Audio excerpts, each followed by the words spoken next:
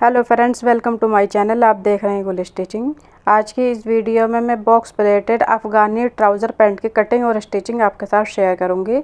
तो इसमें हमने यहाँ पर बॉक्स प्लेटें बनाई हैं और ऊपर बेल्ट में भी हमने इसकी प्लेट्स दी हैं।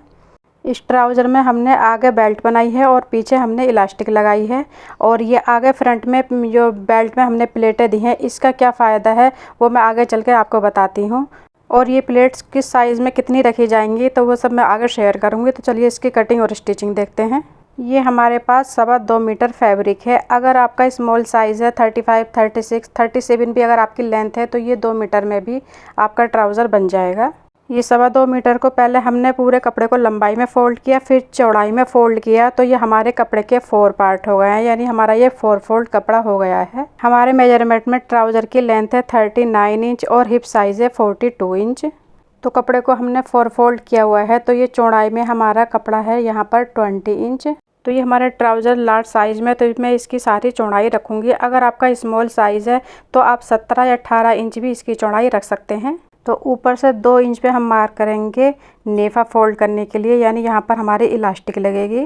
तो इसमें हमारी फ्रंट और बैक दोनों बराबर रहेंगी, यानी फ्रंट हमारी लो और बैक हाई नहीं रहेगी इसमें। तो हम इसकी लेंथ की मार्किंग बाद में करेंगे, पहले हम इसकी क्रोच की मार्किंग करेंगे, क्योंकि हमारी टेबल छोटी है, पूरा कपड़ा एक साथ नहीं दिखाया जा सकता। क्रोच लेंथ रखी जाती है हमारे साइज़ के अकॉर्डिंग। अगर आपका स्मॉल साइज़ है, आपकी लेंथ 35 या 36 इंच है और हिप साइज़ भी लगभग इतना ही है, तो आप क्रोच की मार्किंग करेंगे 11.5 इंच, यानी 11.5 इंच। अगर आपका मीडियम साइज़ है तो आप लेंथ रखेंगे क्रोच की 12 इंच, और अगर आपका लार्ज साइज़ है तो क्रोच की लेंथ रहेगी 12.5 इंच, और एक्स्ट्रा लार्ज साइज़ है तो क्रोच की लेंथ रहेगी 13 इंच।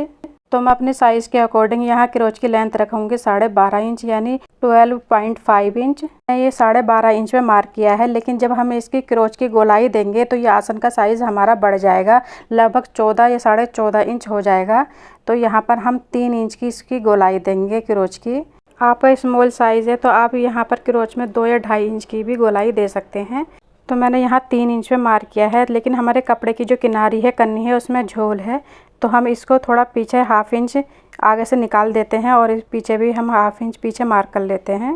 तो ये 3 इंच पे हमने मार्क किया। इसको इस तरह से हम सीधी लाइन ड्रॉ कर लेंगे। अब हम यहाँ पर क्रोच की गोलाई देंगे इस तरह से। अब मैं आपको इसको नाप के दिखाती हूँ। तो देखिए, अब हमारे 14.5 इंच आसन का साइज हो गया है। अगर हमारी यहाँ पर सिलाई भी लग जाएगी तब भी हमारा आसन 14 इंच का तैयार हो जाएगा, आप देख सकते हैं। अब हम कपड़े को ऊपर को खिसका लेंगे और इसकी लेंथ की मार्किंग करेंगे। तो हमारे ट्राउज़र की लेंथ है यहाँ पर 39 इंच। तो 39 इंच हमारी तैयार रहेगी, और उसमें हम 1/2 इंच ऐड करेंगे सिलाई के लिए, जो नीचे हमारी मोरी बनाने में जाएगा।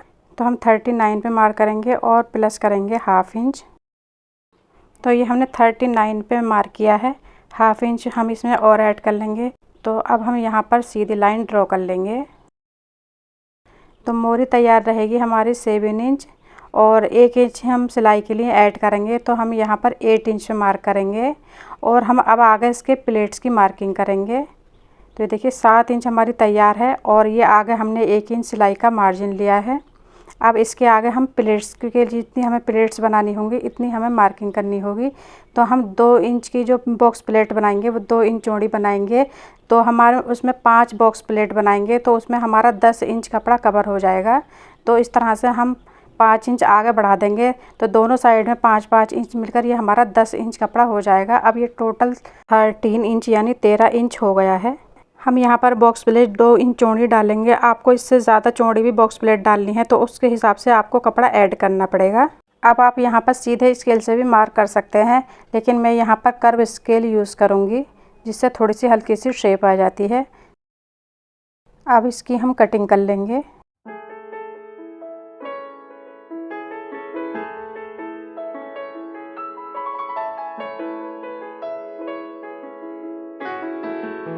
अब हम यहाँ पर प्लेट्स डालने के लिए मार्क कर लेंगे।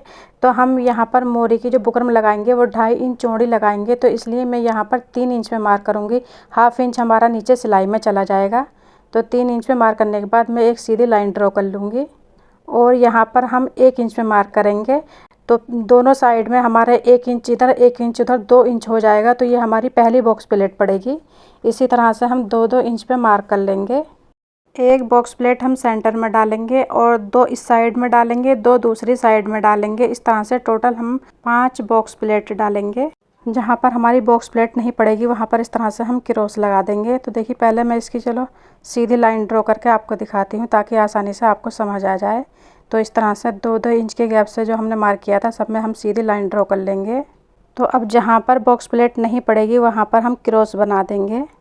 तो अब देखिए एक बॉक्स प्लेट यहाँ पड़ेगी, एक यहाँ पर पड़ेगी, एक यहाँ पर पड़ेगी। इसी तरह से हम दूसरी साइड में भी मार्क कर लेते हैं।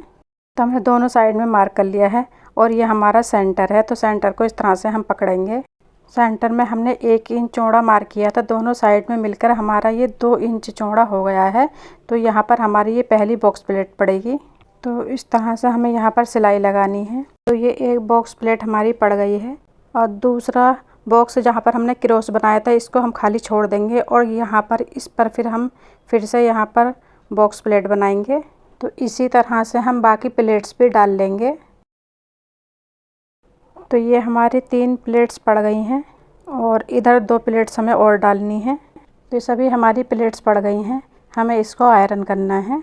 तो पहले हम इसको राइट साइड से आयरन करेंगे क्योंकि राइट साइड में जो हमारी सिलाई लगती है तो यहाँ पर हमारी सिलाई के वहाँ पर थोड़ा थोड़ा सा कपड़ा दबा हुआ रह जाता है। तो पहले हम यहाँ पर इसको नीट कर लेंगे। अभी राइट साइड में जिस तरह से ये प्लेटें हैं यहाँ पर हम इसको क्रीज लाइन बना लेंगे। तो ये क्रीज लाइन हमारी जब हम इसको बॉक्स प्लेट बनाएंगे तो ये सेंटर लाइन का काम करेगी। तो इस तरह से हम यहाँ पर क्रीज बनाते हुए आयरन कर लेंगे। अब इसको रोंग साइड की तरफ को पलट लेंगे और ये जो प्लेट हैं हम इसको अब बॉक्स प्लेट बनाएंगे। अब देखिए इसको इस तरह से हम खोलेंगे और जो हमारा ये जो सिलाई मार्जिन है इसको दोनों साइड में शिफ्ट कर लेंगे और ये जो हमने क्रीज लाइन बनाई थी इससे हमें पता लगेगा कि हमारा दोनों साइड में कपड़ा एक बराबर है। तो इसी तरह से हम सभी को आयरन से बॉक्स प्लेट बना लेंगे।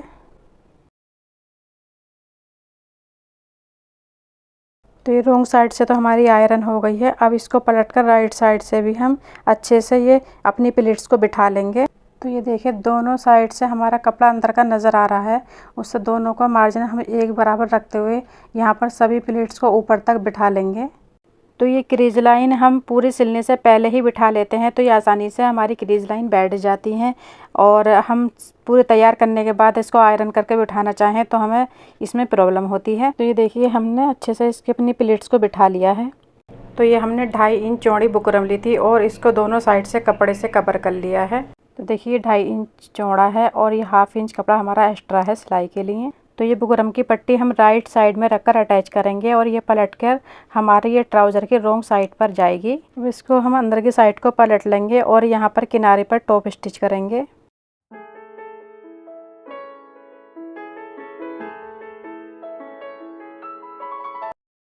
अब हम यहाँ पर 2.25 इंच की चौड़ाई पर इस तरह से मार्क कर लेंगे हल्का हल्का सा।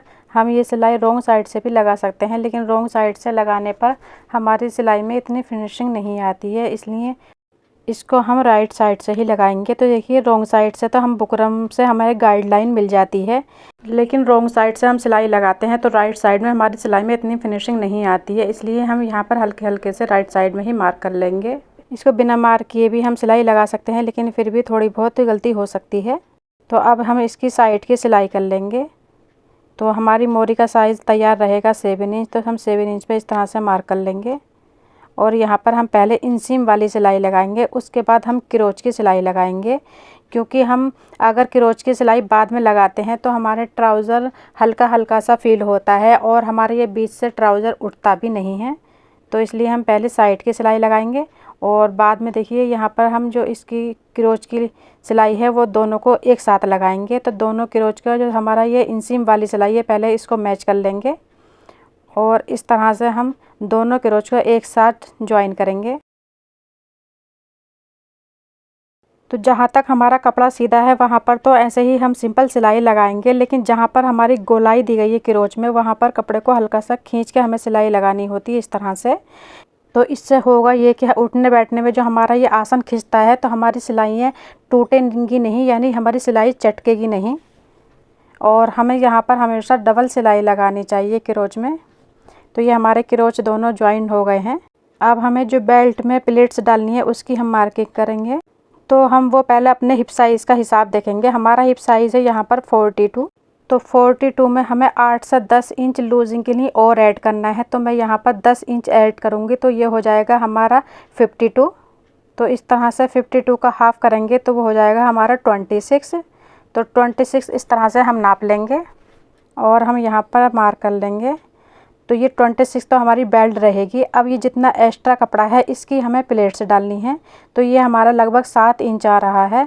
7 का डबल हो गया 14 इंच। तो 14 इंच कपड़ा हमें यहाँ पर कवर करना है, 7 इंच इधर और 7 इंच दूसरी साइड में। तो अगर हमारी बेल्ट 5 इंच की तैयार रहती है तो हम 6 इंच पे मार्क करेंगे, और हम अगर 5.5 इंच की बेल्ट रखते हैं तो 6.5 इंच पे मार्क करेंगे। तो हमने यहाँ पर 6 इंच पे मार्क किया है, और यहाँ पर मार्क करने के बाद एक सीधी लाइन ड्रॉ कर लेंगे। तो हमारी ये जो क्रोच की सिलाई हुई है इसके बराबर में हम 1 इंच पे मार्क करेंगे, फिर 2 इंच पे मार्क करेंगे, फिर 1 इंच पर मार्क करेंगे, फिर 2 इंच पर मार्क करेंगे, और फिर 1 इंच पर करेंगे, फिर 2 इंच पर करेंगे। यहाँ पर हमारी 2 इंच के जो हमने मार्क किया है यहाँ पर हमारी प्लेट्स पड़ेगी। तो एक प्लेट्स में हम 2 इंच कपड़ा कवर करेंगे। तो एक साइड में हम 3 प्लेट्स डालेंगे और दूसरी साइड में भी इसी तरह से हम 3 प्लेट्स डालेंगे। तो दोनों साइड में हमारे 3-3 प्लेट्स पड़ेंगी। तो हमारा यहाँ पर लगभग 14 इंच कपड़ा हम कवर कर लेंगे। तो हमने ये मार्क कर लिया है। इसमें हमारी प्लेट्स पड़ेगी और यहाँ पर नहीं पड़ेगी। देखिए इसमें पड़ेगी और यहाँ पर हमारी प्लेट्स नहीं पड़ेगी। तो 3 इस साइड में और 3 इस साइड में हम प्लेट्स डाल लेंगे। तो जैसे हमने शलवार की मोरी में प्लेट्स डाली हैं इसी तरह से हम यहाँ पर भी प्लेट्स डाल लेंगे। तो ये 2 इंच पे जो हमने मार्क किया है इसको बीच में से इस तरह से पकड़ेंगे और यहाँ पर हम प्लेट्स डालेंगे।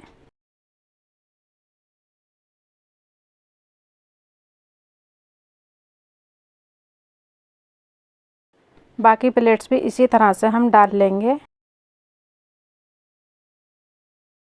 तो ये सभी प्लेट्स हमारी पड़ गई हैं, हम इसको आयरन कर लेंगे। तो 3 प्लेट्स का रुख हम दूसरी साइड करेंगे और 3 प्लेट्स का रुख हम इस साइड को करेंगे। इस तरह से हम आयरन कर लेंगे।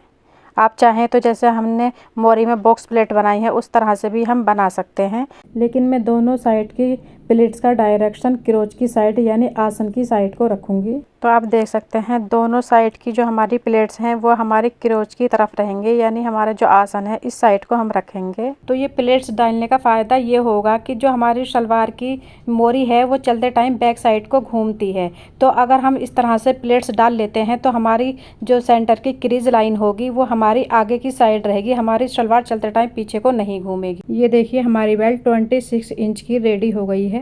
यहाँ ऊपर से 1/2 इंच पहले हम फोल्ड कर लेंगे। अब बुकरम की एक पट्टी लेंगे, इसकी चौड़ाई 1.25 इंच है और लंबाई इसकी 8 इंच है।